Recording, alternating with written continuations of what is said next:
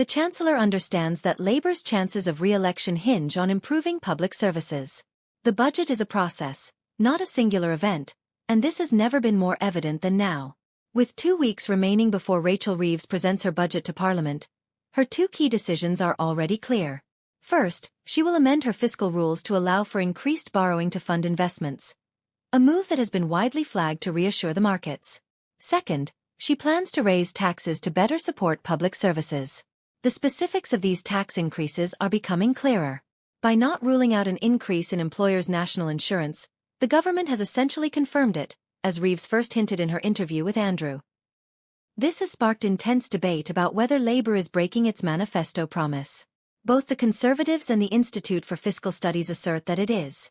"It seems to me that would be a straightforward breach of a manifesto commitment," said Paul Johnson, the Institute's director, on Times Radio.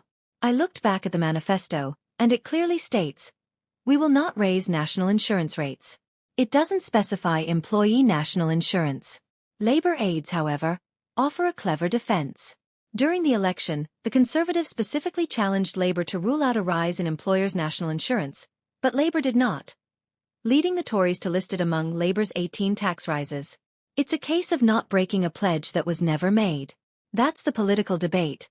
What about the policy implications? Business leaders have unsurprisingly criticized Labour's proposals. Making every local job more expensive to keep would hurt job creation and wages across the UK, warned Craig Beaumont, executive director of the Federation of Small Businesses. Awkwardly for Reeves, she called Rishi Sunak's 2022 national insurance hike the worst possible tax rise at the worst possible time. Reeves might counter that her position has shifted because circumstances have changed. She now faces the challenge of raising £40 billion to prevent real terms cuts to government departments, in part due to the Conservatives' £20 billion national insurance cut.